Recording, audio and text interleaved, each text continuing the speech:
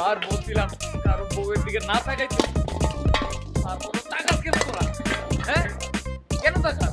হ্যাঁ বেটা, এই হ্যাঁ বলতে কি আমি নজর দিছি, তারপর আমার দিকে নজর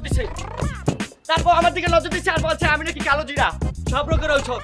এটা কি আমার দোষ? হেই বেটা, হেই মুই তোরা চিনি না বেটা।